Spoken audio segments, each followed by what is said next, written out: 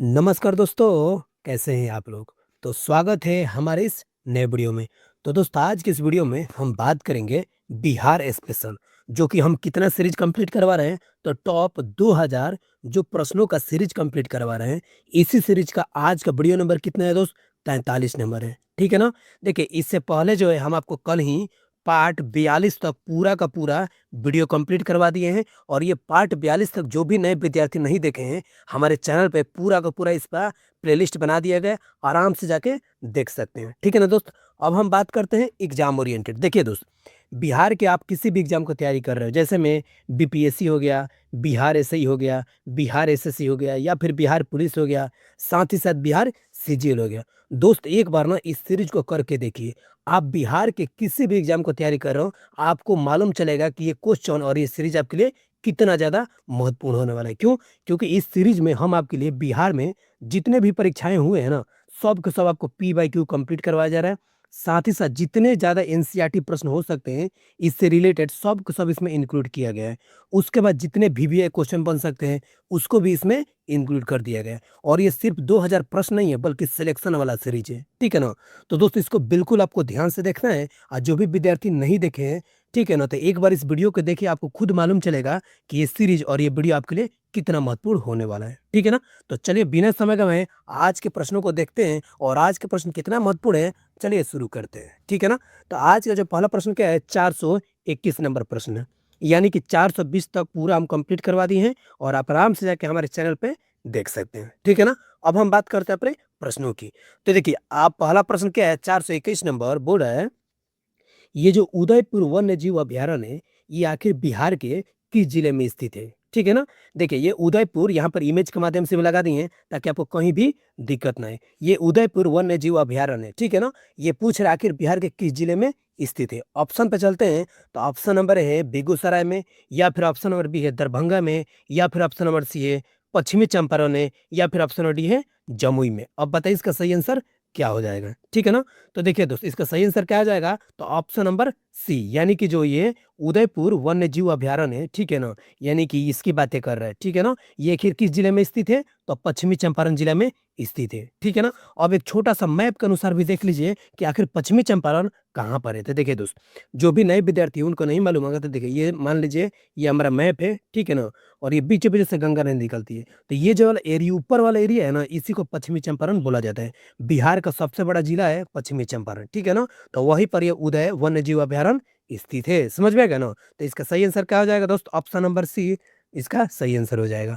अब हम चलते हैं, इसको सॉल्यूशन के माध्यम से भी देख लेते हैं। मैप और क्वेश्चन के माध्यम से आप देख लिए, अब सॉल्यूशन के माध्यम से भी आप देख लीजिए। क्यों? क्योंकि यही तो सॉल्यूशन है जो कि आपको क्वेश्चन अगर घुमा फिरा कर भी देगा ना, तो आप यूं ही मार के आइएगा, ठीक है ना दोस्त? तो चलते हैं सॉल्यूशन देख लेते हैं। तो देखिए, बोल रहा है उदयपुर वन्य जीव अभयारण्य, यानी कि उदयपुर वाइल्ड लाइफ सेंचुरी, ठीक है ना? बोल रहा है कि बिहार के पश्चिमी चंपारण जिले में स्थित है। समझ में आ गया ना? अगला थ्योरी क्या बोल रहा है, ये जो अभयारण्य है ना दोस्त, ये वाल्मीकि टाइगर रिजर्व के पास है। देखिए जो पश्चिमी चंपारण है, इसमें यहाँ पर वाल्मीकि टाइगर रिजर्व भी है, और उसी के पास ना उदयपुर वन्य जीव अभयारण्य भी स्थित है। यही बात बोलने वाला है, ठीक है ना?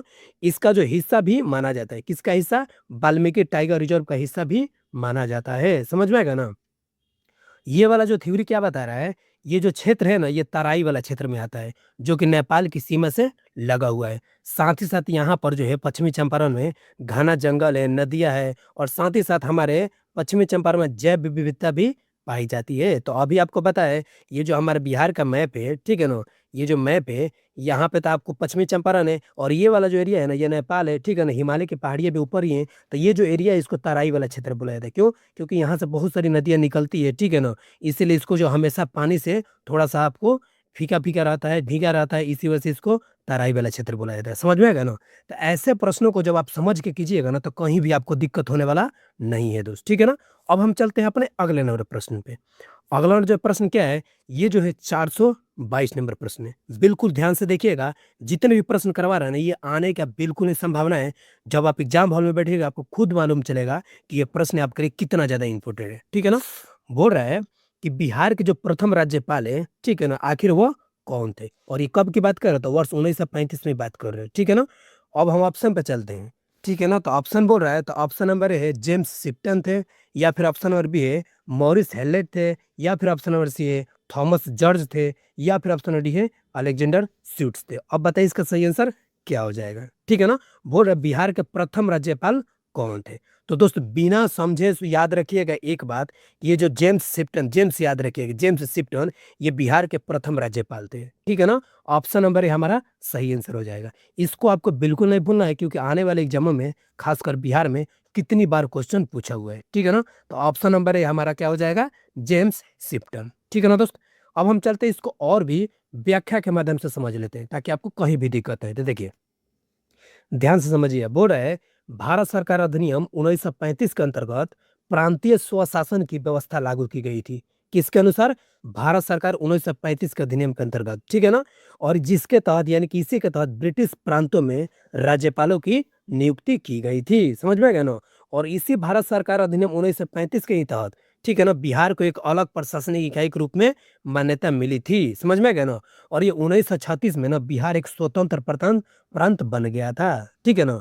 अब हम बात करते हैं राज्यपाल के बारे में। तो देखिए इसी के अनुसार ना भारत सरकार अधिनियम 1935 के अंतर्गत, ठीक है ना, इसे का जो है सर जेम्स शिप्टन को बिहार के पहले राज्यपाल के रूप में नियुक्त किया गया था। किनको, सर जेम्स शिप्टन को। इसको आप जरूर याद रखिएगा। ठीक है ना। थोड़ा सा याद रखिएगा, जेम्स याद रखिएगा, आपको शिप्टन ऑटोमेटिक दिमाग में आ जाएगा। ठीक है ना। तो ये जो है पहले बिहार के राज्यपाल के रूप में नियुक्त किया गया था। ठीक है ना दोस्त। तो यहाँ तक तो आपको मुझे उम्मीद है कि पूरा समझ में आ गया होगा। ठीक है ना दोस्त। तो बिल्कुल आपको ध्यानपूर्वक समझते हुए चलना है। ठीक है ना। अब हम चलते हैं अपने अगले नंबर प्रश्न पे। अगला नंबर जो प्रश्न क्या है, यानी कि अगला नंबर जो क्वेश्चन है 423 नंबर प्रश्न है। बोल रहा है कि बिहार विधानसभा में अनुसूचित जाति के लिए आरक्षित सीटों की संख्या कितनी है। ठीक है। ऑप्शन नंबर ए है 28, या फिर ऑप्शन नंबर बी है 29, या फिर ऑप्शन नंबर सी है 31, या फिर ऑप्शन नंबर डी है 38। अब बताइए इसका सही आंसर क्या हो जाएगा। देखिए कभी कभी ना अनुसूचित जाति देता है ना तो थोड़ा सा हिंदी में कंफ्यूजन होता है। तो इसको जो है आपको याद रखना है एससी। ठीक है ना। एससी मतलब शेड्यूल कास्ट बोला जाता है। ठीक है ना। तो इसी की ये बात कर रहा है। तो बिहार विधानसभा में रिजर्व सीटें होती है, एससी का भी होता है, एसटी का भी होता है। तो वही पूछ रहे कि एससी का कितना है। तो दोस्त बिना दिमाग लगाए एक बात याद रखें, एससी का कितना होता है, 38 होता है। एसटी का कितना होता है, तो 2 होता है। बिहार विधानसभा में एसटी की 2 रिजर्व सीटें होती है और एससी की 38 होती है। यानी कि एसटी के 2 होता है और एससी की 38 होती है। समझ में आ गया ना। यानी कि अनुसूचित जाति का 38 और अनुसूचित जनजाति का क्या होता है, 2 होता है। तो इसका सही आंसर क्या हो जाएगा, तो ऑप्शन नंबर डी हमारा सही आंसर हो जाएगा। ठीक है ना। तो इसको आप जरूर याद रखिएगा, बिहार के एग्जाम में बहुत बार ये क्वेश्चन पूछा हुआ है। तो ऑप्शन नंबर डी हमारा सही आंसर हो जाएगा। ठीक है ना। लेकिन चलिए हम और भी इसको सॉल्यूशन के माध्यम से समझ लेते हैं, ताकि आपको ढंग से समझ में आ जाए। तो देखिए बोल रहा है कि भारतीय संविधान का अनुच्छेद 330 और 332 के अनुसार, देखिए ये जो एससी एसटी को जो रिजर्व दिया जाता है, आखिर भारतीय संविधान किसके अनुच्छेद के तहत दिया जाता है, तो याद रखिएगा 330 और 332 के अनुसार दिया जाता है। ठीक है ना। तो वही चीजें बताया जा रहा है, तो समझिए ध्यान से। बोल रहा है कि संसद और राज्य विधानसभाओं में अनुसूचित जातियों और अनुसूचित जनजातियों के लिए सीटों की और जनसंख्या का अनुपात में आरक्षित यानी कि रिजर्व की जाती है। समझ में आ गया ना। बिहार विधानसभा में कुल 243 सीटें हैं। मालूम है ना चाहिए कि बिहार विधानसभा में कितना सीटें हैं, ये भी कितनी बार पूछा हुआ है। तो ये तो आप जरूर याद रखिएगा, 243 सीटें हैं। और इन 243 सीटों में जो 38 सीटें हैं ना, ये अनुसूचित जातियों के, यानी कि इसमें से बात करें तो ये जो है एससी, यानी कि एससी जो है कितना है, 38 है। कितना है दोस्त, 38 सीटें रिजर्व है। वही भी बात करें एसटी की, ठीक है ना, एसटी की, एसटी की कितना है आपको, 2 सीटें हैं। समझ में गए ना। इसको आप जरूर याद रखिएगा। तो वही चीजें बता रहा है कि कुल 243 सीटें हैं बिहार विधानसभा में, 38 सीटें जो है अनुसूचित जातियों के आरक्षित है, और 2 सीटें जो है ना, 2 सीटें ये अनुसूचित जनजातियों के लिए आरक्षित है, जो कि यहीं पर आपको बताया कि एससी के लिए 38 और एसटी के लिए 2 है। ठीक है ना। इसलिए इसको बार बार बता रहे हैं ताकि आपके दिमाग में ये चीजें बैठ जाए, क्योंकि कितनी बार ही क्वेश्चन बिहार की एग्जाम में पूछा हुआ है। समझ में गए ना। तो इसको आप जरूर याद रखिएगा। ठीक है। अब हम चलते हैं अपने अगले नंबर प्रश्न पे, यानी कि 424 नंबर प्रश्न पे। बोल रहा है ये जो पटना उच्च न्यायालय यानी कि पटना हाई कोर्ट जो है, इसका गठन आखिर कब किया गया था। ठीक है ना। ऑप्शन पे चलते हैं। तो ऑप्शन नंबर है 3 जनवरी 1915 को, या फिर ऑप्शन नंबर बी है 3 फरवरी 1916 को, या फिर ऑप्शन नंबर सी है 23 फरवरी 1917 को, या फिर ऑप्शन नंबर डी है 13 मार्च 18 को। अब बताइए इसका सही आंसर क्या हो जाएगा? बोल रहा है पटना उच्च न्यायालय का गठन कब हुआ था?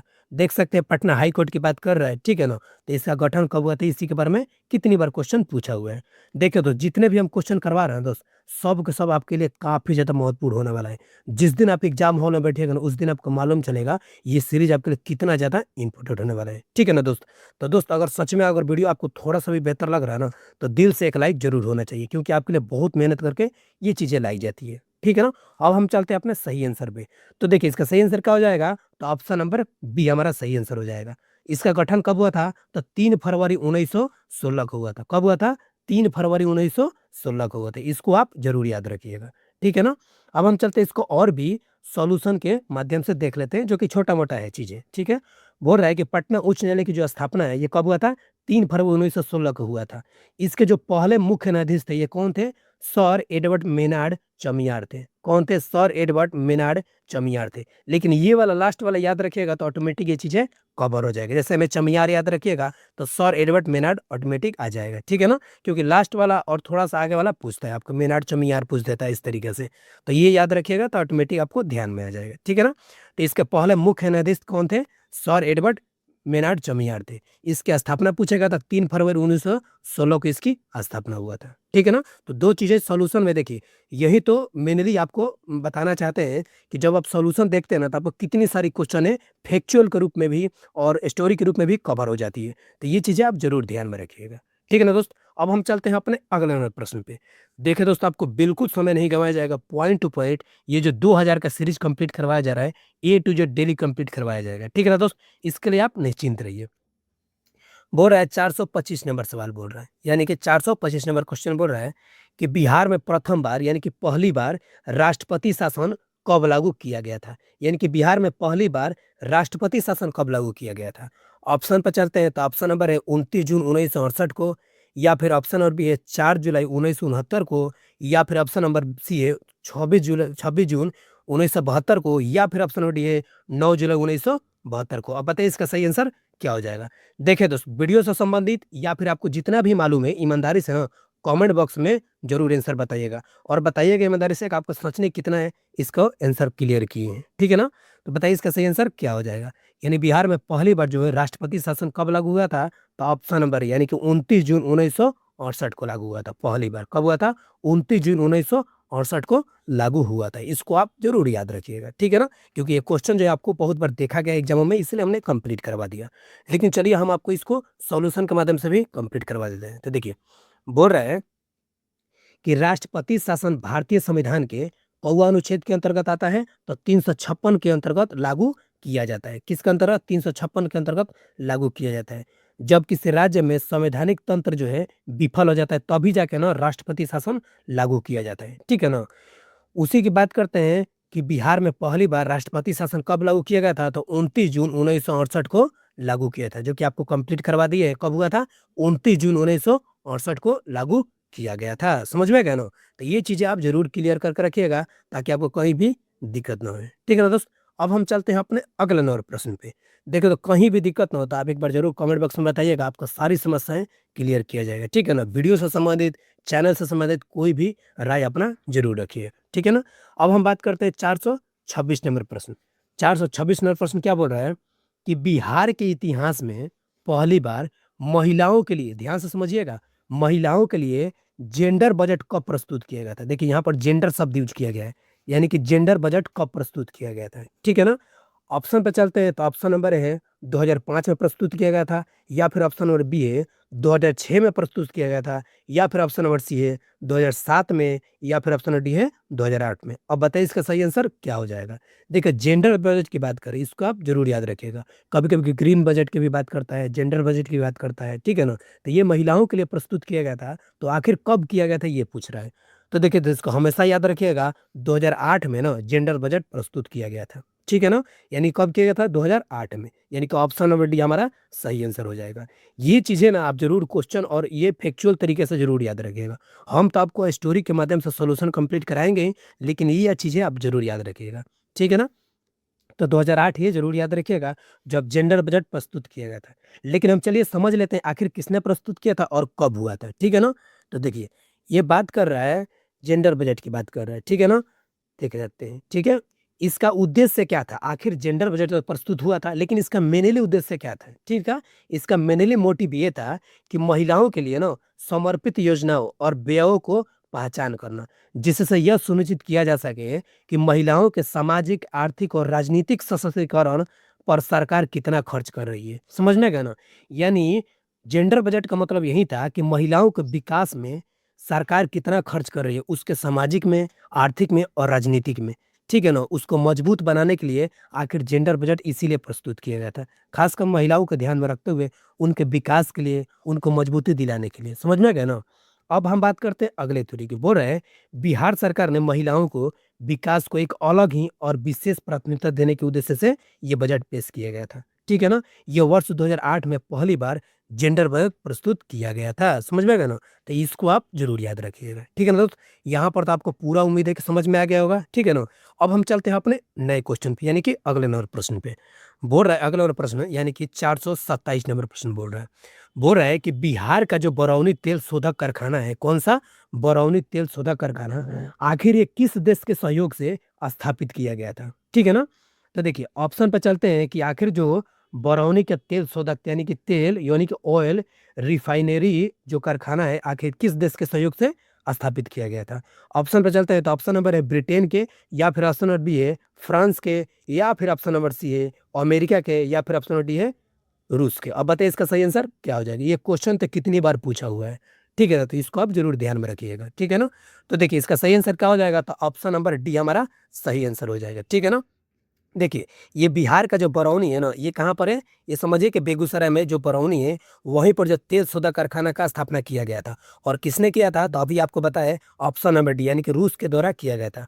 ठीक है ना? उस टाइम जो था सोवियत संघ था, जो कि टूटकर बाद में रूस बन गया था। तो अभी के टाइम पे बोलेगा तो रूस, लेकिन उस टाइम की बात करें तो सोवियत संघ था। ठीक है ना? और उस टाइम जो है उसी रूस के सहायता से ही ये से तेल रिफाइनरी को स्थापना किया गया था। ठीक है ना? तो ऑप्शन नंबर डी हमेशा याद रखिएगा। ठीक है दोस्त? अब हम चलते हैं इसका व्याख्या यानी कि सॉल्यूशन के माध्यम से एक बार समझ लेते हैं। तो देखिए, बात वही बोल रहा है कि बरौनी तेल शोधक कारखाना बिहार के किस जिले में स्थापित है? तो बेगूसराय जिले में स्थापित है। ठीक है ना? जिसे बरौनी में भी स्थित है, यानी कि बेगूसराय जिले के बरौनी में स्थित है। कौन? बरौनी तेल शोधक कारखाना। ठीक है ना? ये भारत की ना प्रारंभिक तेल रिफाइनरियों में से एक है। बात करते हैं इसकी स्थापना की, तो याद रखिएगा 1964 में ना इसकी स्थापना की गई थी। ठीक है ना? उसी का साथ-साथ ये भी याद रखिएगा कि इस रिफाइनरी की जो स्थापना है, ये सोवियत संघ यानी कि उस टाइम के सोवियत संघ और अभी के समय रूस की सहायता से किया गया था। समझ में गए ना? तो ये चीज़ें आप 3-4 पॉइंट है कि बेगूसराय में है, ठीक है ना? कहाँ पर? बेगूसराय में, बरौनी में है, ठीक है ना? ये कब स्थापना हुआ था? तो 1964 में हुआ था। और किस देश की सहायता से हुआ था? तो याद रखिएगा रूस की सहायता से हुआ था। ये 3-4 चीज़ें ना आप ज़रूर याद रखिएगा। ठीक है ना? घुमा-फिरा कर बार-बार ऐसे प्रश्न पूछे जाते हैं। ठीक है दोस्त? अब हम चलते हैं अपने अगले नंबर प्रश्न पे, यानी कि 428 नंबर प्रश्न पे। बोल रहा है कृषि के क्षेत्र में समग्र विकास के लिए प्रारंभ किए गए प्रथम कृषि रोड मैप की अवधि क्या थी? यानी कि देखिए एग्रीकल्चर के फील्ड में ना विकास के लिए आखिर एक रोड मैप तैयार किया गया था। उसी रोड मैप की बातें कर रहा थे, आखिर उसकी जो ड्यूरेशन है वो फिर क्या था? 4 ऑप्शन दिए गए हैं, चारों ऑप्शन में सही तरीके से आपको बताना है। ऑप्शन नंबर ए 2007 से 2011 तक था, या फिर ऑप्शन नंबर बी है 2008 से 2012 तक था, या फिर ऑप्शन नंबर सी है 2009 से 2013 तक था, या फिर ऑप्शन नंबर डी है 2010 से 2014 तक था। अब बताइए इसका सही आंसर क्या हो जाएगा? तो देखिए, ये जो ना 2008 से 2012 में ना कृषि क्षेत्र में, माने 2008 से 2012 का जो ड्यूरेशन था, कृषि क्षेत्र में ना विकास के प्रारंभ किया गया था। ठीक है ना? यानी कि एक रोड मैप तैयार किया गया था। ठीक है ना? एक रोड मैप तैयार किया गया था कि भाई कृषि को ना विकास के लिए कैसे आगे बढ़ाना है। ठीक है ना? तो बहुत सारा रोड मैप जो है 2008 से 2012 के रूप में तैयार किया गया था। समझ में गए ना? तो ये चीज़ें आप ज़रूर याद रखिएगा, ताकि प्रश्नों में बनाने में आपको कहीं भी दिक्कत ना आए। ठीक है ना? तो ऑप्शन और बी हमारा सही आंसर हो जाएगा। लेकिन चलिए हम और भी इसको सॉल्यूशन के माध्यम से भी समझ लेते हैं। तो ध्यान से समझिएगा, ये व्याख्या जो कंप्लीट करवा रही है काफ़ी ज़्यादा महत्वपूर्ण होने वाला है। तो देखिए, बोल रहा है कि बिहार सरकार द्वारा कृषि के क्षेत्र में, ठीक है ना? किसके क्षेत्र में? कृषि के क्षेत्र में समग्र और सतत विकास के लिए पहली बार जो कृषि रोड मैप की शुरुआत की गई थी, ये कब की गई थी? तो वर्ष 2008 से 2012 की अवधि के लिए तैयार किया गया था। समझ में गए ना? यानी कि ये जो प्रथम कृषि रोड मैप था, कब से कब हुआ था? 2008 से 2012 की अवधि में किया गया था। अब हम बात करते हैं इसका मेनली मोटिव क्या था, यानी कि ये इस 2008 से 2012 का जो कृषि रोड मैप था, इसका मोटिव क्या था? तो यहाँ पे समझते हैं। तो देखिए, इसका उद्देश्य क्या था? किसानों की जो आय है ना, उसमें वृद्धि करना, ठीक है ना? उसके बाद एग्रीकल्चर उत्पादन और उत्पादकता को बढ़ावा देना। साथ ही साथ सिंचाई, बीज, उर्वरक, कृषि यंत्रों आदि क्षेत्रों में भी सुधार लाना है, ठीक है ना? साथ ही साथ एक और चीज़ याद रखिएगा, पशुपालन, मत्स्य पालन, बागवानी को भी कृषि का अभिन्न हिस्सा बनाना आदि था। समझ में गए ना? देखिए, हम आपको एक चीज़ बता रहे हैं, यहाँ पर तो आप थ्योरी कंप्लीट करवा लिए, ठीक है ना? लेकिन एक बार याद रखिएगा, इस कृषि रोड मैप का एक लाइन में याद रखने का तरीका है कि 2008 से 2012 में एक कृषि रोड मैप तैयार किया गया था। किसके द्वारा? बिहार सरकार के द्वारा, ठीक है ना? इसका जो ड्यूरेशन था 2008 से 2012 तक था। इसका मेनली मोटिव यही था कि किसानों की आय को दोगुना करना, यानी किसानों के कृषि में काफ़ी ज़्यादा बढ़ोतरी करना, एग्रीकल्चर को भी आगे बढ़ाना, साथ ही साथ पशुपालन और मत्स्य पालन को भी आगे बढ़ाना, ठीक है ना? तो इसको एक लाइन में ये चीज़ें ज़रूर याद रखिएगा, ठीक है ना? देखिए, जब चीज़ों ना स्टोरी के रूप में समझ में आता है ना, तो क्वेश्चन बनाने में कहीं भी दिक्कत नहीं आता है, ठीक है ना? तो इसीलिए हम आपको व्याख्या समझा-समझा कर बता देते हैं, ताकि आपको कहीं भी दिक्कत ना होए, ठीक है दोस्त? अब हम चलते हैं अपने अगले नंबर प्रश्न पे। अगला जो प्रश्न क्या है, 429 नंबर प्रश्न है। इसको आप बिल्कुल ध्यान से समझिएगा। बोल रहा है, बिहार के इतिहास में पहली बार आर्थिक सर्वेक्षण, बोल रहा है, यानी कि आर्थिक सर्वेक्षण मतलब इकोनॉमी सर्वे की बात कर रहा है। क्या बोल रहा है? इकोनॉमी सर्वे की बात कर रहा है। आखिर किसके द्वारा प्रस्तुत किया गया था? ठीक है ना? यानी कि बिहार में पहली बार इकोनॉमी सर्वे आखिर किसके द्वारा प्रस्तुत किया गया था? ठीक है ना? ऑप्शन पे चलते हैं, तो ऑप्शन नंबर है नीतीश कुमार के द्वारा, या फिर ऑप्शन नंबर बी है लालू प्रसाद के द्वारा, या फिर ऑप्शन नंबर सी है सुशील कुमार मोदी के द्वारा, या फिर ऑप्शन नंबर डी है इनमें से कोई नहीं। अब बताइए इसका सही आंसर क्या हो जाएगा? तो दोस्त याद रखिएगा, बिहार में के इतिहास में पहली बार जो इकोनॉमिक सर्वे है ना, यानी कि आर्थिक सर्वेक्षण है, वो सुशील कुमार मोदी के द्वारा प्रस्तुत किया गया था। यानी कि ऑप्शन नंबर सी हमारा सही आंसर हो जाएगा, ठीक है ना? क्या हो जाएगा? सुशील कुमार मोदी के द्वारा प्रस्तुत किया गया था। समझ में गए ना? यानी कि ऑप्शन नंबर सी, इसको बिल्कुल याद रखिएगा। लेकिन चलिए हम इसको और भी एक्सप्लेनेशन के माध्यम से समझ लेते हैं, ताकि आपको कहीं भी दिक्कत ना आए। देखिए, छोटा सा टॉपिक है, इसको ध्यान से समझिएगा। बोल रहा है कि इकोनॉमिक सर्वे, यानी कि आर्थिक सर्वेक्षण किसी राज्य के ना आर्थिक स्थिति, विकास दर, यानी विभिन्न क्षेत्रों में प्रदर्शन और आगामी नीतियों की दिशा की समीक्षा प्रस्तुत करता है। यानी कि आगे आने वाले जो भी है स्थिति, विकास, आर्थिक स्थिति, उस सबके स्थितियों को ना इसी में ना सर मतलब प्रस्तुत किया जाता है कि आगे कैसी स्थिति है, ठीक है ना? बिहार की स्थिति कैसी है, उसपे किस चीज़ पे काम करना है। उसके बाद जाके बजट पेश किया जाता है, ताकि हाँ भाई, ये स्थिति खराब है, आर्थिक स्थिति खराब है, विकास काफ़ी धीरे हो रही है, ठीक है ना? तो ये चीज़ें उसमें दर्शाया जाता है, और उसके बाद जाके बजट पेश करके उस पे काम किया जाता है। समझ में गए ना? तो उसी की बात करें। नेक्स्ट थ्योरी क्या बोल रहा है? बिहार में पहली बार आर्थिक सर्वेक्षण वर्ष 2006 से 7 में प्रस्तुत किया गया था, ठीक है ना? और किनके द्वारा किया गया था? तो सुशील कुमार मोदी के द्वारा किया गया था। और ये जो सुशील कुमार मोदी थे ना, ये उस टाइम के 2006 से 7 में बिहार के उप मुख्यमंत्री थे, और साथ ही साथ देखिए, डिप्टी सीएम के साथ ही साथ वित्त मंत्री भी थे, ठीक है ना? तो उन्होंने ही, जो सुशील कुमार मोदी ने 2006 से 7 में ये जो इकोनॉमी सर्वे प्रस्तुत किए थे, ठीक है ना? उन्होंने ही बिहार विधानसभा में पहली बार आर्थिक सर्वेक्षण दस्तावेज प्रस्तुत किया था। ये चीज़ें आप ज़रूर याद रखिएगा। तो देख रहे हैं ना, यहाँ पर पूरा आपको विस्तार से ए टू जेड आपको वन बाय वन समझा-समझा कर सारी चीज़ें क्लियर कर दिया। अब ये चीज़ें आप कभी नहीं भूलिएगा, ठीक है ना? अब हम चलते हैं अपने अगले नंबर प्रश्न पे। अगला नंबर प्रश्न क्या है? 430 नंबर प्रश्न है। इसको आप ज़रूर याद रखिएगा। बोल रहा है कि ये जो गौतम बुद्ध है, ठीक है ना? यानी कि बुद्ध ने अपना पहला उपदेश कहाँ दिया था? तो देखिए, ये हमारे गौतम बुद्ध का देख रहे चित्र भी लगा दिए, ताकि आपको दिक्कत ना आए, ठीक है ना? तो ये बोल रहे हैं कि गौतम बुद्ध ने अपना पहला उपदेश कहाँ दिए थे, ठीक है ना? ऑप्शन पे चलते हैं, तो ऑप्शन नंबर है सारनाथ में, या फिर ऑप्शन नंबर बी है राजगिरी में, या फिर ऑप्शन नंबर सी है कुशीनगर में, या फिर ऑप्शन नंबर डी है कपिलवस्तु में। अब बताइए इसका सही आंसर क्या हो जाएगा? तो दोस्तों, आपको कितनी बार गौतम बुद्ध जी के बारे में हमने सारी चीज़ें कंप्लीट करवाया है, ठीक है ना? और आगे भी कंप्लीट करवाएंगे एक सेपरेट वीडियो में, ठीक है ना? तो हम प्रश्न पे आते हैं। तो देखिए, ये गौतम बुद्ध जी थे, ये अपना पहला उपदेश थे कहाँ दिए थे? तो ऑप्शन नंबर यानी कि सारनाथ में दिए थे। कहाँ दिए थे? सारनाथ में दिए थे, ठीक है ना? तो इसको आप ज़रूर याद रखिएगा, ठीक है ना? कि सारनाथ में इन्होंने अपना पहला उपदेश दिया था, ठीक है? अब हम चलते हैं अपना सॉल्यूशन के माध्यम से भी बहुत सारी चीज़ें कवर कर लेते हैं, ताकि आपको दिक्कत ना हो। तो देखिए, बोल रहा है कि बुद्ध ने अपना पहला उपदेश सारनाथ में दिया था, ये तो आपको बता ही दिए। सबसे पहले ये समझ लेते हैं कि इन्होंने बोधगया में जब इनको ज्ञान की प्राप्ति हो गई, उसके बाद जो है बुध ने सारनाथ यानी कि वाराणसी के पास जो है सारनाथ है, वहीं पर गए थे और ये अपने 5 शिष्यों को अपना पहला उपदेश दिए थे। कितने शिष्यों को?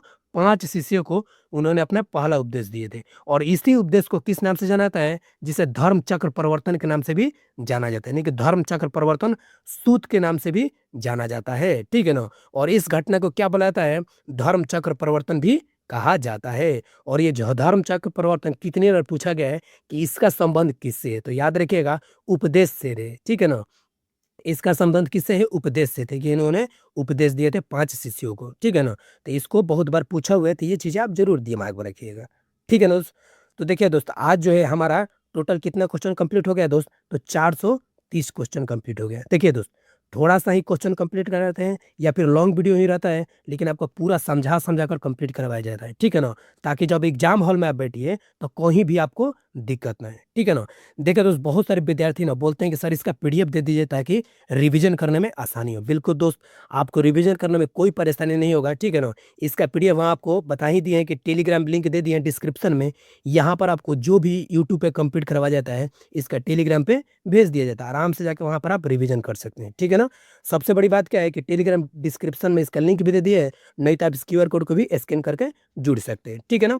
और सबसे बड़ी बात दोस्त कि यहाँ पर आपको सिर्फ पीडीएफ ही नहीं, बल्कि बिहार की जितनी भी वैकेंसी आती है, आपको मिनटों में अपडेट दिया जाता है, ठीक है ना? जैसे ही आए वैसे ही अपडेट दिया जाता है। आपको कहीं और भटकने की बिल्कुल ज़रूरत नहीं पड़ेगी, ठीक है ना? साथ ही साथ करंट अफेयर का भी अपडेट इसी टेलीग्राम पे दे दिया जाता है, ठीक है ना? तो जो भी विद्यार्थी अगर जुड़ना चाहते हैं, तो हमारे टेलीग्राम को लिंक डिस्क्रिप्शन में दे दिया जाएगा, वहाँ से आप जुड़ सकते हैं, ठीक है ना?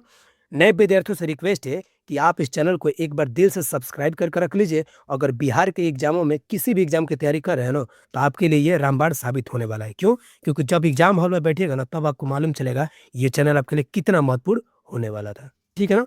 तो चलिए, वीडियो यहाँ पर देखने के लिए बहुत बहुत धन्यवाद दोस्त, ठीक है ना? मिलते हैं नेक्स्ट वीडियो में, तब तक के लिए बाय।